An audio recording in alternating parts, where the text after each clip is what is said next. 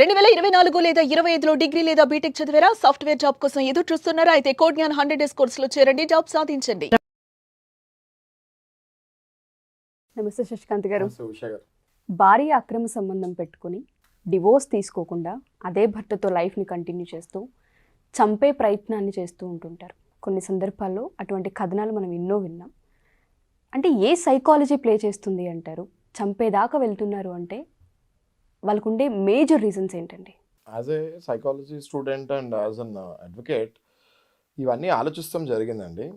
And నార్మల్గా మాకు వచ్చే కేసెస్ కూడా ఎవ్రీడే మేము చూస్తూ ఉంటాం కాబట్టి we do some kind of discussion. ఇప్పుడు ఆ క్లయింట్ ఎవరైతే వస్తారో ఆయన వెళ్ళిన తర్వాత మళ్ళీ మేము గ్రూప్ లాగా ఫామ్ అయ్యి we do some kind of research and discussion in every case. ఇందులో మీరు అడిగిన క్వశ్చన్ ఇవాళ అక్షరాల నిజం. ఓకే, ఎట్లయితే భార్య అక్రమ సంబంధం పెట్టుకొని భర్తని చంపిస్తామని మనం ఈ కాలంలో చాలా కేసులు చూస్తున్నాము. ఇప్పుడు మనం మాట్లాడుతున్నప్పుడు కూడా చాలా మంది ఆ ప్లానింగ్లో ఉంటారు. ఎంత కామన్ అయిపోయిందంటే ఇంతకు ముందు ఒక 10 ఏళ్ల క్రితం ఎప్పుడో సంవత్సరానికి ఒక న్యూస్ వచ్చేది, అది చాలా వైరల్ అయ్యేది. బట్ ఇప్పుడు అది ఒక కామన్ న్యూస్ లాగా అయిపోయి అది టీవీలో వచ్చినా కూడా ఛానల్ టర్న్ చేసే పరిస్థితికి వెళ్ళిపోయారు. ఎందుకంటే అంత కామన్ న్యూస్ అయిపోయింది అది.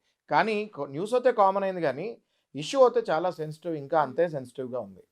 ఓకే, ఎందుకు ఈ భార్య చంపేస్తుంది అన్నది ఒకవేళ మనం విశ్లేషణ చేయాలనుకుంటే ఫస్ట్ థింగ్ 5-6 పాయింట్లు ఉన్నాయండి. ఇందులో మనం డిస్కస్ చేసుకుందాము.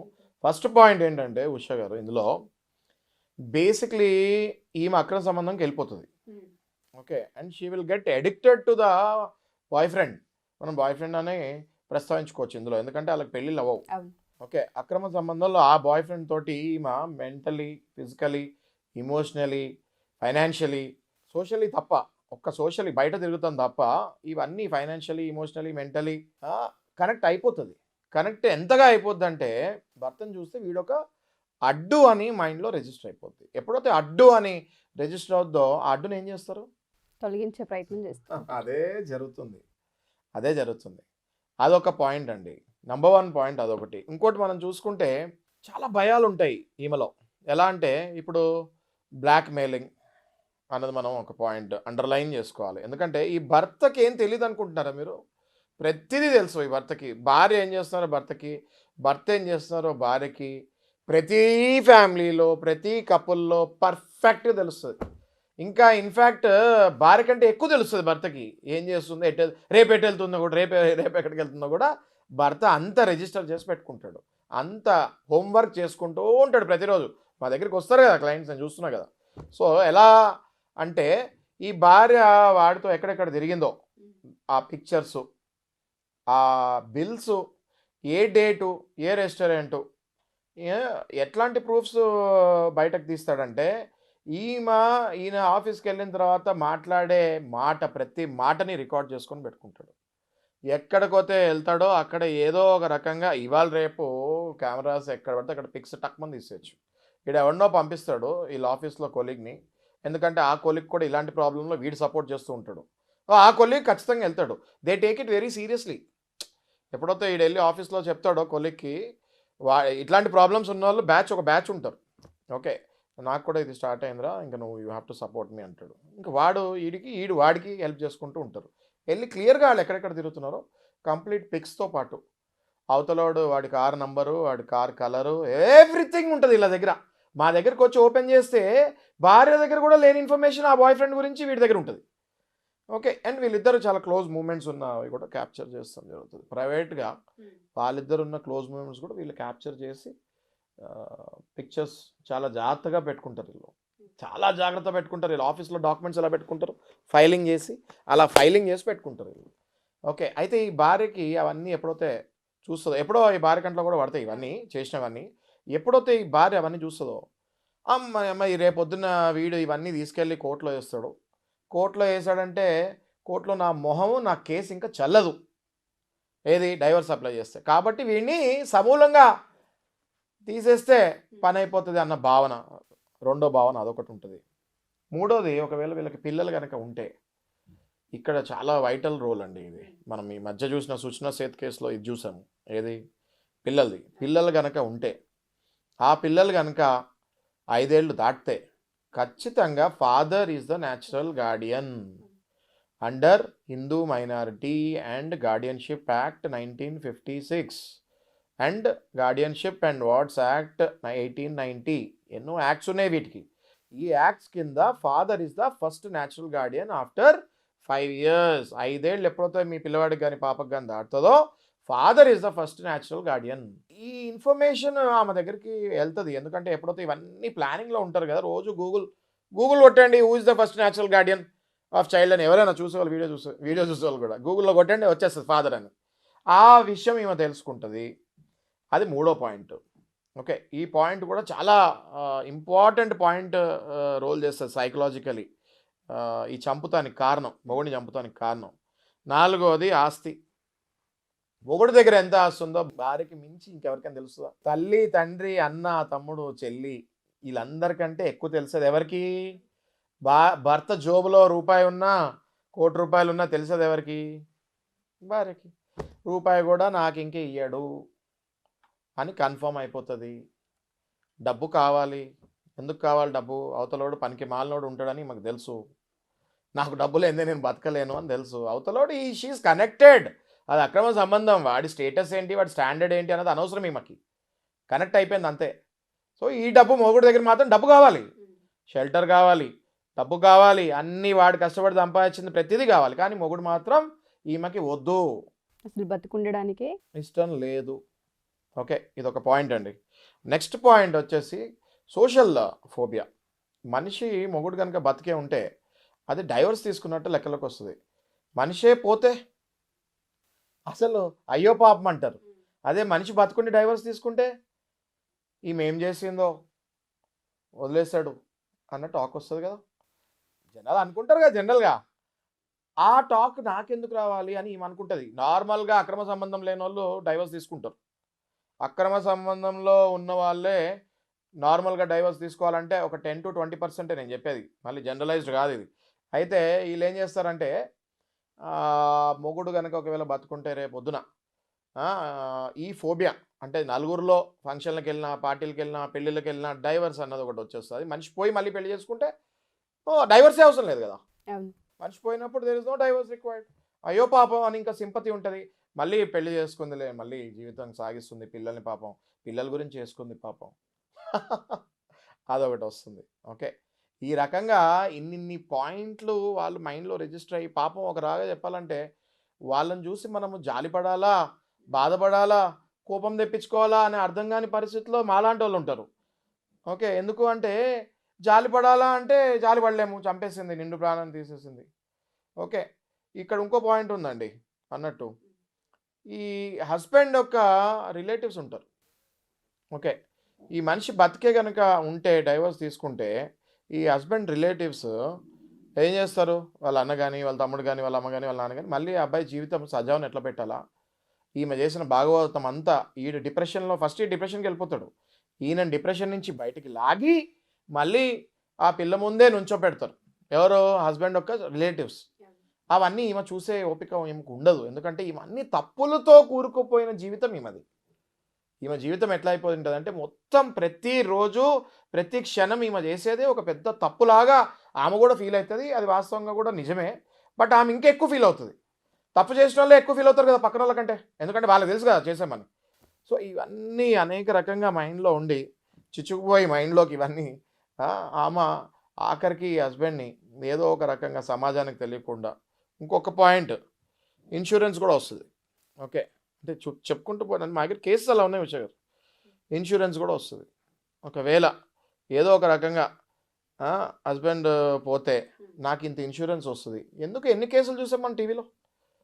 నాకు ₹1,00,00,000 వస్తుంది, ఒక 2 కోట్లు వస్తాయి, ఇది బయటకు రాదులే అంటే వీళ్ళు ఏ భ్రమలో ఉంటారంటే, పిచ్చోళ్ళు వీళ్ళు ఏ భ్రమలో ఉంటారంటే ఇన్సూరెన్స్ కాదు నువ్వు జైలుకి వెళ్తావు అనేది మర్చిపోతారు.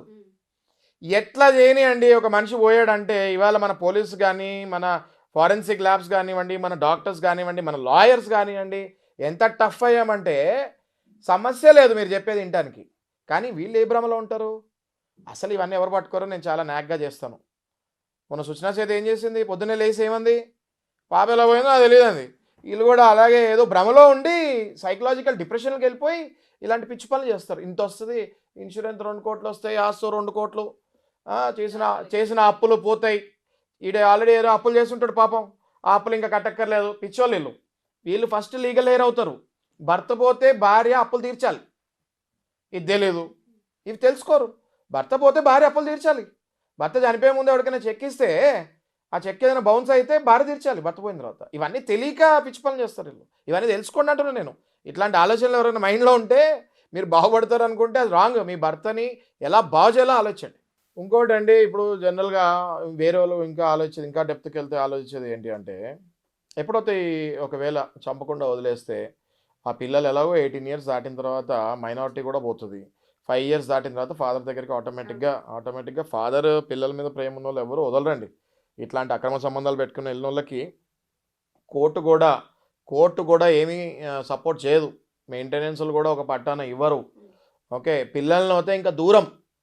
ఎప్పుడైతే అక్రమ సంబంధం పెట్టుకొని భర్తని వదిలేస్తుందో పిల్లల్ని ఆమె దగ్గర ఎలా పెడతారండి?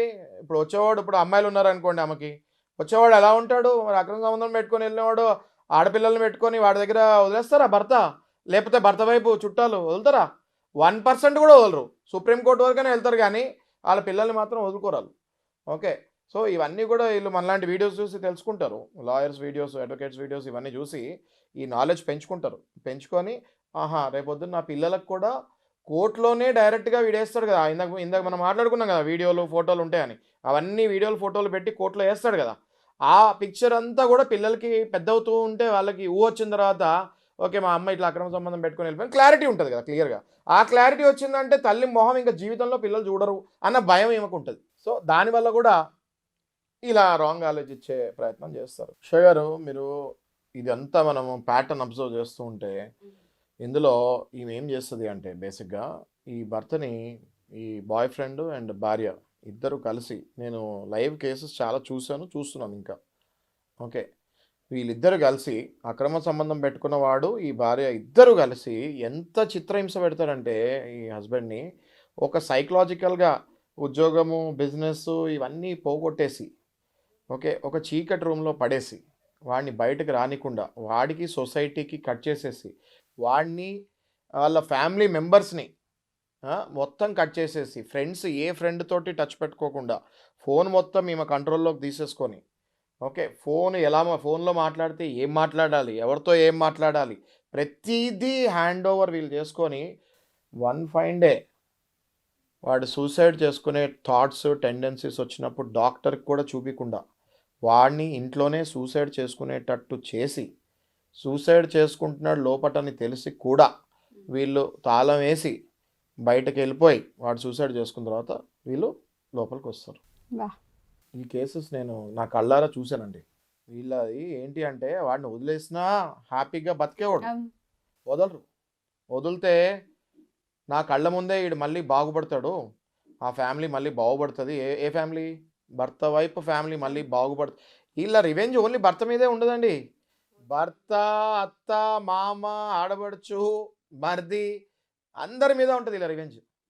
ఓకే, వీళ్ళందరూ సర్వనాశనం అయిపోవాలి, వీడు సస్తేనే నాకు మనశ్శాంతి అన్నట్టు ఒక ఫిలిసైడ్ సైకోసిస్ స్టేజ్కి వెళ్ళిపోతారు వీళ్ళు. ఇలాంటి వాళ్ళు చాలా హానికరం సమాజానికి. ఓకే, వీళ్ళని కఠినంగా శిక్షించాలి పట్టుకొని. అబట్మెంట్ ఫర్ సూసైడ్కి వెళ్తారు వీళ్ళు. That is called abetment for suicide. ఇవన్నీ కూడా ప్రాపర్ మంచి క్రిమినల్ లాయర్ అప్రోచ్ అయ్యి మీరు ఇవన్నీ కనుక పాయింట్స్ చెప్తే వాళ్ళు వితిన్ 2 days ఆమెను తీసుకెళ్ళి జైల్లో వేపిస్తారు, బెయిల్ కూడా రాదు. Okay, that is equal to murder అండి. That is equal to cold blooded murder. Abetment for suicide అని మనం అంటాము.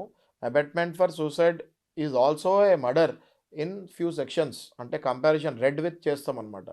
మేము ఏం చేస్తామంటే లా లాంగ్వేజ్లో రెడ్ విత్ అంటే ఒక సెక్షన్ ఇంకో సెక్షన్తో కంపేర్ చేసి ఈ abetment for suicide some times it is called as a murder also in few situations అన్నది మేము చేసి వాళ్ళని మర్డర్ కేసు అయ్యేటట్టు చేసి వాళ్ళని లోపల దోస్తాం. ఓకే, ఇది తెలీదు పాపం చాలామందికి. చూసే వాళ్ళకు కూడా నేను చెప్పేది, ఇలాంటి పిచ్చి ఆలోచనలు ఏదైనా మైండ్లో పెట్టుకుంటే మాత్రం మీరు విరమించుకోకపోతే ఆ తర్వాత మీరు అంధకారంలో ఉండి ఆలోచిస్తున్నారు. ఆ తర్వాత మిమ్మల్ని వెలుగులోకి మేము లాగినప్పుడు ఆ కిరణాలు మీరు భరించలేరు, అంత స్ట్రాంగ్గా మీ మీద పనిష్మెంట్స్ పడతాయి. ఓకే, సో ఇది ఆలోచించుకోవాలి. శశికాంత్ గారు, మీరు చెప్తుంటే ఒక్కొక్క పాయింట్ ఆలోచిస్తూ ఉంటే వీళ్ళ వెనక ఇన్ని కారణాలు ఉంటాయా? తెలియకుండా ఒక మనిషిని సైకలాజికల్గా ఇంత ఇబ్బంది పెడుతూ వాళ్ళంతటి వాళ్ళ ఆత్మహత్యలు చేసుకునే దాకా తీసుకెళ్ళిపోతున్నారా? ఒక రిలేషన్షిప్ అంటే ఇంత ఈజీ అయిపోతుందా? ఒక అక్రమ సంబంధం కోసం ఒక నిండు ప్రాణాన్ని బలి చేస్తున్నారా? ఒక కుటుంబాన్ని రోడ్డున పడేస్తున్నారా అని అనిపిస్తుంది. సో చాలామంది తెలియకుండా ఇటువంటి ట్రామాల్లో ఉంటుంటారు అండ్ ఇటువంటి సమస్యలో మునిగిపోతూ ఉంటుంటారు. ఎవరైతే హస్బెండ్స్ ఇబ్బంది పడుతూ ఉంటుంటారో లీగల్గా మిమ్మల్ని అప్రోచ్ అవ్వచ్చు అంటారా సార్? 2 చెప్తాను నేను ఉషా గారు వీడియో ఎండ్ చేసే ముందు. ఒకటి, హస్బెండ్స్ ఎవరైతే ఇబ్బంది పడుతున్నారో వాళ్ళ రిలేటివ్స్, వాళ్ళ బ్రదర్ కానివ్వండి, వాళ్ళ మదర్ కానివ్వండి, వాళ్ళ ఫాదర్ కానీ సిస్టర్ కానివ్వండి, మీరు ధైర్యం చేసి మీ బ్రదర్ని కాపాడుకోవాలన్నా, మీ కొడుకుని కాపాడుకోవాలన్నా ఇలాంటి వాళ్ళ దగ్గర నుంచి మమ్మల్ని అప్రోచ్ అవ్వండి. వీ విల్ టేక్ ఏ సరైన లీగల్ యాక్షన్ తీసుకుంటాం. షూర్ అండి. సెకండ్ థింగ్, ఎవరైతే భార్యలో ఈ హతమార్చాలి అనుకొని ఇంకా ఆయన బతికే ఉన్నాడో వాళ్ళకి నేను హెచ్చరిస్తున్నానండి. ఓకే, ఏం హెచ్చరిస్తున్నానంటే, మీరు కనుక పిల్లి కళ్ళు మూసుకొని పాల్దైనట్టు మీరు అబెట్మెంట్ ఫర్ సూసైడ్ అంటే సూసైడ్ చేసుకుంటానికి ఏ పరిస్థితులు కావాలో మీరు ఇంట్లో అవన్నీ క్రియేట్ చేసి, డార్క్ రూమ్ క్రియేట్ చేసి, వెసులుబాటుగా అన్నీ పెట్టి మీరు కనుక ఆ సూసైడ్కి వెళ్ళేటట్టు మీరు చేసుకుంటే, ఆయన కనుక ఆ మనిషి కనుక బై మిస్టేక్ సూసైడ్ చేసుకొని చనిపోతే మిమ్మల్ని వదిలే క్వశ్చనే లేదు. ఎందుకంటే ఏ మనిషి ప్రాణాలు వాళ్ళ ఫ్యామిలీ వాళ్ళు పోగొట్టుకోవాలనుకోరండి. మీరు భార్యలాగా కాకుండా మీరు ఒక రాక్షసులాగా తయారైనప్పుడు అవతల వాళ్ళ ఫ్యామిలీ మిమ్మల్ని వదులుతుంది అనుకుంటే మీరు అది చాలా తప్పది. ఎవ్వరు వదలరు మిమ్మల్ని. ఓకే, 100% ఏవేవి నిజాలు ఉన్నాయో అవి బయటకు తీస్తాము. పోస్ట్ మార్టం రిపోర్ట్లు కూడా వస్తాయి బయటకి. ఆ వచ్చిన తర్వాత ఎట్లా చనిపోయారో 100% తెలుస్తుంది. ఇప్పుడు టెక్నాలజీ ఫారెన్సిక్లో నేను కొన్ని చెప్పను, చాలా తెలుస్తాయి బయటకి. అవి తెలుస్తాయి. దానివల్ల మీరు 100% మీరు అనుకున్నది అయితే సాధించలేరు. బతికుంచుకొని మీరు డైవర్స్ తీసుకోండి కావాలంటే, లేదా కలిసి ఉండడానికి ప్రయత్నం చేయండి. కానీ ఒక నిండు ప్రాణాన్ని బలి తీసుకోవాలని మాత్రం మీరు ప్రయత్నిస్తే వదిలే ప్రసక్తే లేదని నేను చెప్తున్నాను. Thank you so much sir. చాలామంది ఫ్యామిలీస్కి ఇది ఒక పెద్ద మెసేజ్. పెద్ద అభయాస్త్రం అండి ఇది. మాలాంటి లాయర్స్ మేము, ఇంకోటి ఉషా గారు, మేము కొన్ని కమర్షియల్ యాంగిల్స్లో కాదండి, మేము చూసి బాధపడి మాలో రోదనతోటి మేము కొన్ని చెప్తూ ఉంటాము. భర్త కానీ అట్లీస్ట్ మీకు కొంచెం ఇంకా డిప్రెషన్ కంప్లీట్గా వెళ్ళకుండా నాకు ఇట్లా అవుతుంది అనుకుంటే మీరు డైరెక్ట్గా లాయర్ దగ్గరికి రాలేకపోతే మీ అన్నదమ్ములకు కానీ మీ పేరెంట్స్కి కానీ దయచేసి చెప్పండి. ఒకవేళ భర్త వైపు ఉన్న చుట్టాలకి ఆల్రెడీ ఈ విషయం తెలిస్తే దయచేసి మా దగ్గర రండి. మనం హ్యూమన్ రైట్స్కి వెళ్ళొచ్చు, పోలీస్ స్టేషన్కి వెళ్ళొచ్చు, భార్యకి సరైన పనిష్మెంట్ ఇవ్వచ్చు. Sure sir. అండ్ నాదొక చిన్న డౌట్.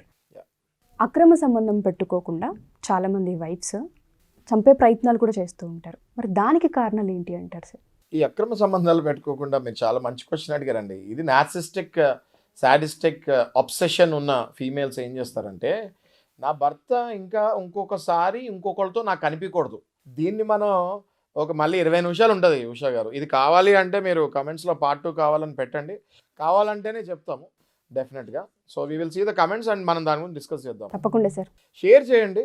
నేను అందరికీ చూసే వాళ్ళకి చెప్పేది ఏంటంటే, మీకు ఇది కరెక్ట్ అని మీరు ఫీల్ అవుతూ ఉంటే మాత్రం ఇలాంటి వీడియోస్ ఎంత షేర్ అవుతే మా సమాజంలో అంత అవేర్నెస్ పెరుగుతుంది. సమాజంలో ఎంత అవేర్నెస్ పెరిగితే మా లాంటి లాయర్స్ అంతా యాక్టివ్ అవుతాం. థ్యాంక్ యూ శశికాంత్ గారు. Thank you so much. Suman టీవీలో మీ పర్సనల్ అండ్ బిజినెస్ ప్రమోషన్స్ కోసం కింది నెంబర్కి కాంటాక్ట్ చేయండి.